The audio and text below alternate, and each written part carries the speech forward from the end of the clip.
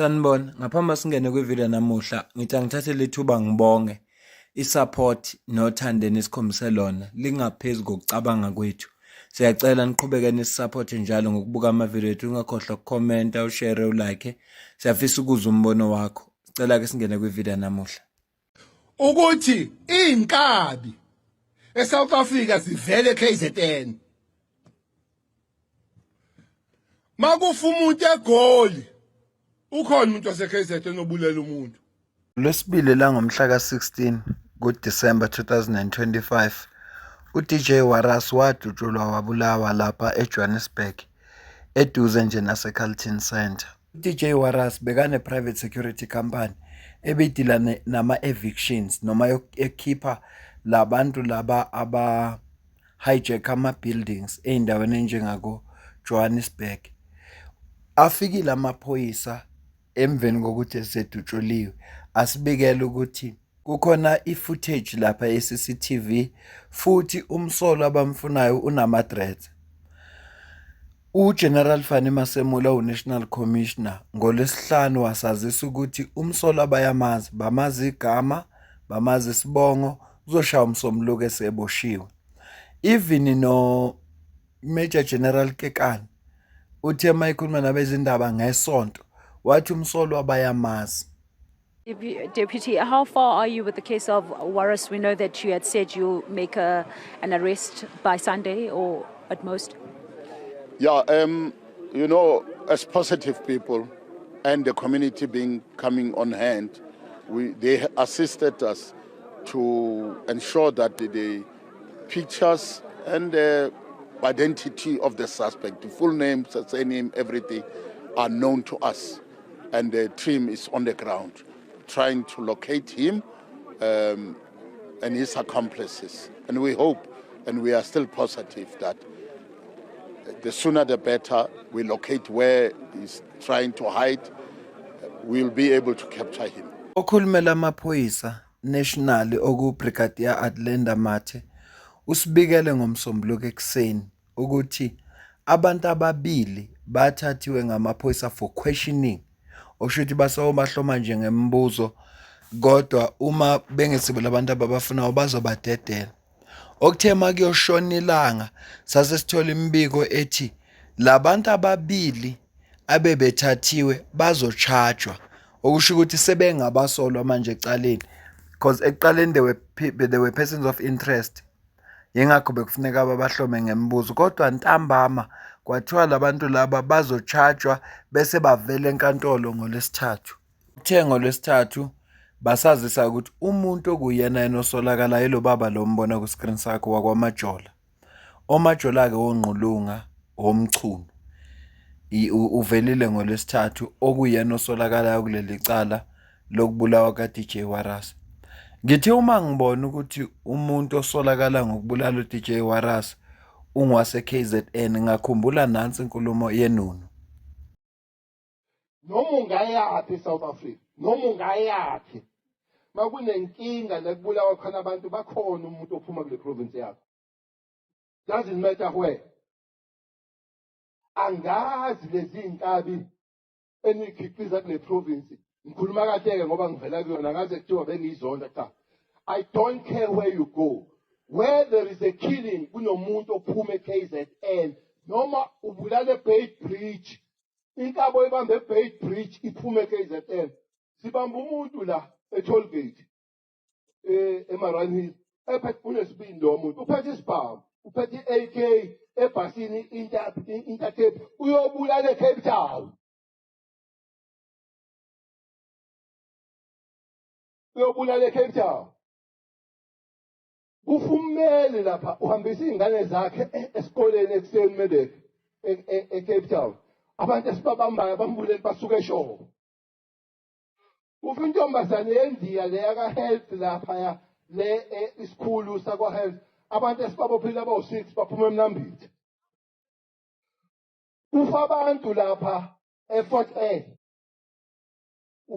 Ababemdubula lo gada uvice abantu abawu-2 baphuma kule province omunye uhlala eBrie eThekwini. It doesn't matter where. Dubulela abawu-9 abebeyobamba inkunzi ubuqinisile kakhulu bathandaza labo ngo-4:05 bezobamba inkunzi ngo-6 ngo-4:05 baguqe iy'gebengu eziwu-15 zathandaza eziwu-9 ezasala enkundleni esinye sazo siphume enkandla. Kunenkinga ekufanele-ke siyisebenze sizibuze ukuthi kwenze njani kule province ekutheni sikhiqize abantu abenza izinto eziyizo sikhiqiza lezi gebengu. uMaritzburg ikhiqize ezayo kodwa iprovince ikhiqize ezixaxa ezi-national eziphuma kule province. You know, it doesn't matter where you go. Uzomfita umuntu ophuma kule province, which means as a leadership yale province kuzofanele senze izinto ezixaxa. uJacinta Ngobeso Ganele kwaZuma oyi-founder ye-March and March aphinda abe yi-leader yayo ubhale kanje. SAPS said they have footage of the killer who has dreadlocks. Until we see the footage and know who sent the killers, do not be fooled. Remember, 6 July, General Mkhwanazi stood in front of the nation and told us just how corrupt the system is. The same system that involves cartels, the police and even judges who are all criminals. Now just some are pretending to be law enforcement. Do not be fooled. Analyze everything. Ungena kule post ufunda ama-comment uyeza ukuthi abantu bathi asikuphiki okushiwo ngamaphoyisa kodwa uphi umuntu wama-dreadlocks ngoba amaphoyisa asitshela ukuthi ane-footage. Kungani futhi amaphoyisa angayidedeli i-footage siyibone ukuze nathi njengamalungu omphakathi sizokwazi ukubabona abantu, kuzoba lula ukuthi siba-identify masibabona sikwazi ukubikela amaphoyisa. Abanye baze bayiyamanisa lento necase kaSenzo Meyiwa. Angifuni ngena kuyo, angifuni nje futhi ukuphawula lutho ngayo, kodwa abasho ukuthi umfoka amajola lo akuyena. Kungenzeka ukuba uyingxenye naye yokubulawa kaDJ Warras noma ukhona, kodwa lento eshiwo ngamaphoyisa nalevele enkantolo into ezithu ezihlukene ngoba kukhulunywa ngabafana abancane, kwakhulunywa futhi ngomuntu onama-dreadlocks, kuvela umundoda nje siqinile. Okwesibili ayinawo ama-dreadlocks. Manje lokhu kwenza ukuthi abantu badideke. Asazi noma amaphoyisa akwenze lokhu ngamabomu ngoba edukisa umkhondo enzela ukuthi nalo wenzela ubugebengu ayitshela ukuthi akaziwa. Asazi kwazi amaphoyisa ukuthi kwenzakalani, kodwa kunevideo engiyibonile ebe-interesting kakhulu okuyiyona engiholela ukuthi ngigcine ngenza le video ngoba bengingahlelanga ukukhuluma ngalolu daba. Ngikhuluma ngalolu daba emveni kokubona leya video, and into eshiwo lapha yakuleya video le engizokucaphunela yona ngale nje kokuchitha isikhathi ngicela ubone la. Cover-ups have begun, and these guys are not even ashamed. What I am about to reveal to you today is going to shock you, because we are finally connecting the dots.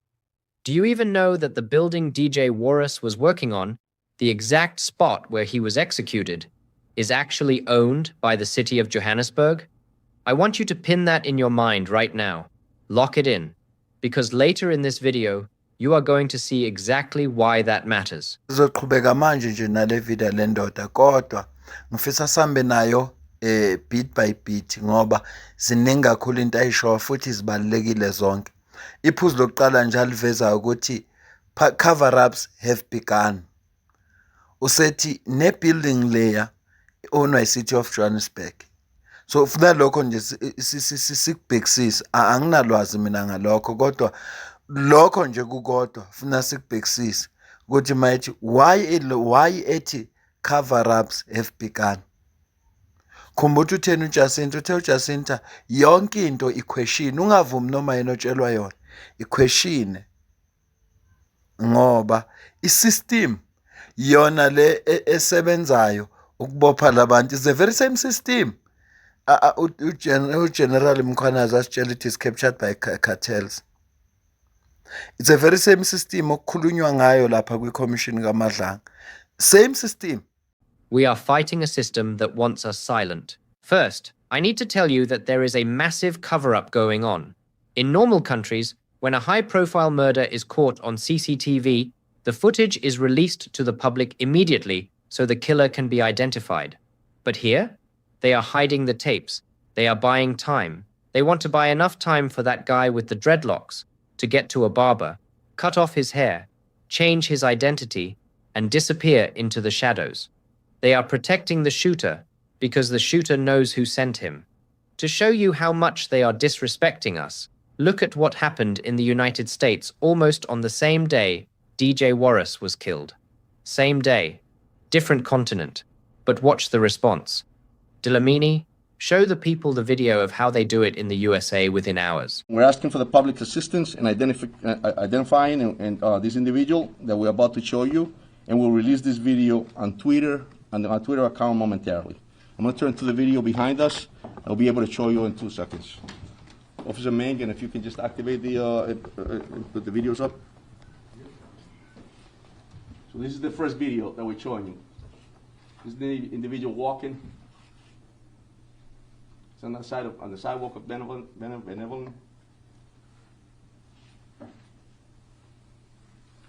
And this is prior to the incident.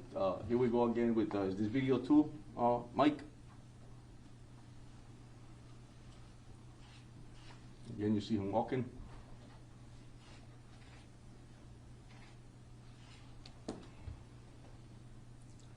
Move on to the third video.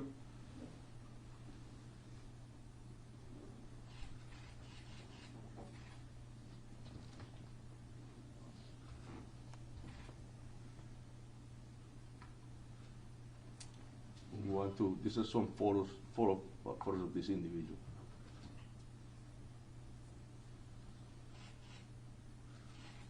And they will all be time-stamped.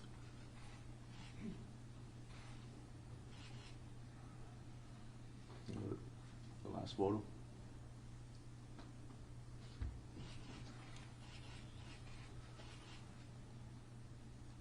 Thank you. So we'll be providing this as well, and I ask you all to please make sure you put them up, and then anybody in the public that has any info about this individual, we ask that you call our tip line, and we'll also have the numbers in the website.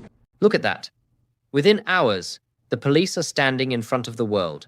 They aren't hiding behind investigations. They are showing multiple angles, clear photos, and time-stamped evidence. They understand that a camera is a useless piece of plastic if the public isn't allowed to see the face of the killer. They release that evidence because they don't have a political syndicate to protect. But in Johannesburg, the footage is a state secret. They tell us, a man with dreadlocks, but they won't show us the walk, the face, or the clothes. Why? Because identification leads to an arrest, and an arrest leads to a confession. And that confession would blow the lid off a R1 billion property mafia. Emveni ukubuka le video yale ndoda, kungenze ngizibuze nami ukuthi kungani amaphoyisa angazange ayidedele i-footage siyibone.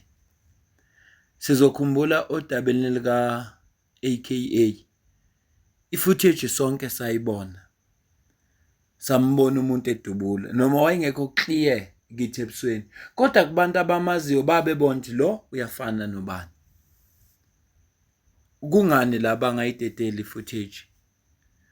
And manje sekufuneka sizibuze imibuzo eminingi ngoba ngabe yonke lento eshiwo umphakathi ngaba yikho. Insukwini ezedlule siziphi isikhathi sokukhuluma ngalolu daba lama hijack buildings olwenzeka nje zonke indawo la eSouth Africa. Sasho ukuthi kunezikhulu ezingamaphoyisa eyisebenzela uhulumeni, ama-politicians nama-NGO are-involved kulo daba lama-hijack buildings.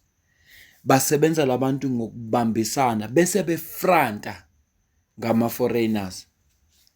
Asisho ukuthi awawa-hijack kodwa ewodwa ngawathatha apha amandla okusuka ezweni labo bezo-hijack ama-building la eSouth Africa bawadle ngodlini.